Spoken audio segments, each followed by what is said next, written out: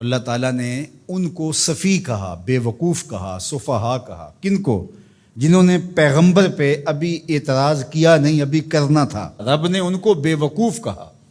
سَيَقُولُ السُّفَهَاءُ مِنَ النَّاسِ، یہ نہیں کہا سَيَقُولُ النَّاسُ مِنَ النَّاسِ، لوگوں میں سے کچھ لوگ کہیں گے، نہیں، لوگوں میں سے کچھ بے وقوف کہیں گے جو حضور پر اعتراض کی زبان کھولتے ہیں. اللہ ان لوگوں کو لوگ کہنا بھی گوارا نہیں کرتا، وہ اس قابل بھی نہیں ہے کہ ان کو لوگ کہا جائے. اس لیے کہا سَيَقُولُ السُّفَهَاءُ، جو رسول رحمت پہ اعتراض کی زبان کھولنے والے ہیں وہ عقل مند ہو کیسے سکتے ہیں؟ اگر علم کا نور ان کے سینے میں ہوتا تو یہ حضور پر تو 100 جان سے قربان ہو جاتے، اور یہ اعتراض کی زبان کھولے بیٹھے ہیں. تو کہا سَيَقُولُ السُّفَهَاءُ مِنَ النَّاسِ، لوگوں میں سے کچھ خفیف الحلم لوگ، کچھ جاہل، کچھ بے وقوف لوگ یہ کہیں گے ما وَلَّاهُمْ عَنْ قِبْلَتِهِمُ الَّتِي كَانُوا عَلَيْهَا، ان کو اس قبلے سے کس نے پھیر دیا جس پر یہ پہلے تھے. اب یہ اسلام کی تکذیب کرنے کے لیے، اسلام کو جھٹلانے کے لیے، قرآن کی تکذیب کرنے کے لیے، صاحب قرآن کی تکذیب کرنے کے لیے کوئی موقع ہاتھ سے نہیں جانے دیتے تھے.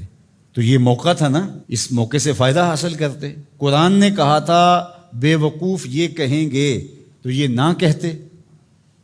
قرآن نے کہا تھا کچھ بے وقوف یہ اعتراض کریں گے، یہ کہتے ہم نہیں کرتے. قرآن نے کہا ہے کہ اعتراض کریں گے، لاؤ کون ہیں جنہوں نے اعتراض کیا. لیکن وہ بے وقوف کاہے کا جو عقل کی بات کر جائے. تو اس لیے اللہ تعالیٰ نے کہا کہ لوگوں میں سے کچھ بے وقوف کہیں گے ما وَلَّاهُمْ عَنْ قِبْلَتِهِمُ الَّتِي كَانُوا عَلَيْهَا، ان کو اس قبلے سے کس نے پھیرا جس پر وہ تھے. ما وَلَّاهُ، وہ چیز کیا تھی؟ یہ ایک سطحی اعتراض ہے. قبلہ کیا ہے؟ قبلہ جائے توجہ کو کہتے ہیں، ایک جہت ہے جس کو متعین کر لیا جاتا ہے. سجدہ قبلے کو نہیں ہے، سجدہ کعبے کو یا بیت المقدس کو نہیں ہے، سجدہ تو رب کو ہے. تو لوگوں کو یکسو کرنے کے لیے ایک سمت مقرر کر لی جاتی ہے اور سب ادھر رخ کر کے بیٹھ کے یکسو ہو جاتے ہیں. میں آپ سے گفتگو کرنے بیٹھا ہوں تو یہاں ممبر رکھ دیا گیا اور آپ سب لوگوں کی توجہ ادھر ہے، لیکن کسی انتظامی وجہ سے یہ ممبر وہاں رکھ دیا جاتا تو آپ سب کی توجہ ادھر ہوتی. تو مقصود کیا ہے؟ مقصود تو کلام سننا ہے، گفتگو سننی ہے. اب یہ ممبر یہاں رکھ دیا جائے یا وہاں رکھ دیا جائے. تو اللہ جل شانہ نے سجدہ تو اپنے لیے لوگوں کو اس کا حکم دیا ہے، لیکن ایک جہت متعین کر دی تاکہ لوگ یکسو ہو جائیں. یہ نہیں کوئی ادھر منہ کر کے کھڑا ہو جائے، کوئی ادھر کر کے کھڑا ہو جائے، ایسا نہیں، ایک جہت متعین کر دی. تو جو سمجھدار ہے وہ تو اس پر اعتراض نہیں کر سکتا کہ ادھر منہ کیوں کیا اور ادھر کیوں کیا. وہ کون کرے گا؟ جو سطحی سوچ کا مالک ہوگا، جو صفی ہوگا، جو بے وقوف ہوگا، وہی اعتراض کرے گا. تو انہوں نے کہا کہ ان کو قبلے سے کس نے پھیر دیا؟ کل، اے محبوب فرما دیجئے، للہ المشرق والمغرب، مشرق بھی اللہ کا ہے، مغرب بھی اللہ کا ہے. یہدی من یشاء الی صراط مستقیم، وہ جس کو چاہے سیدھی راہ کی طرف ہدایت عطا کر دے.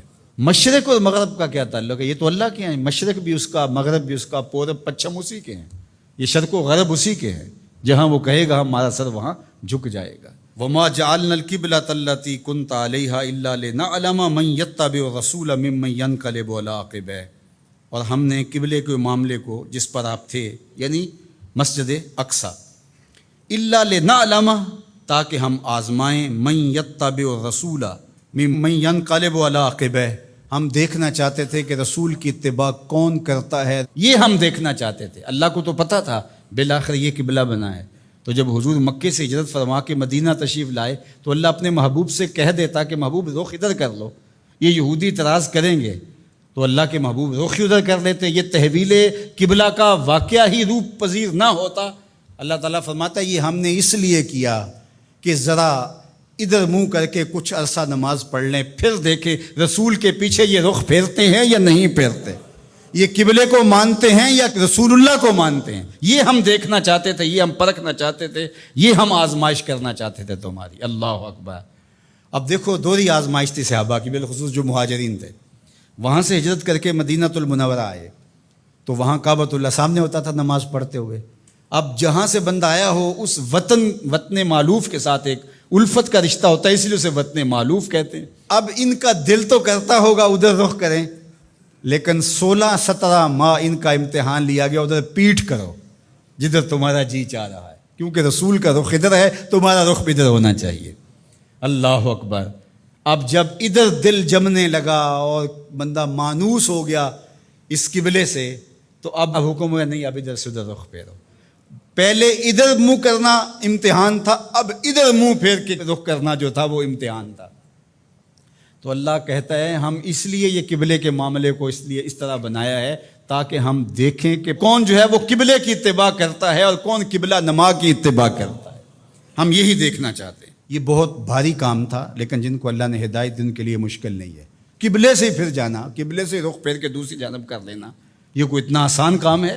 اللہ کہتا ہے یہ بھاری کام تھا، وزنی کام تھا، لیکن جس کو اللہ ہدایت دے اس کے لیے مشکل نہیں ہے۔ اور آپ تاریخ پڑھیں، کسی ایک نے بھی یہ نہیں کہا کہ یہ کیا ہوا، حضور کے سارے غلاموں نے رخ پھیر لیا۔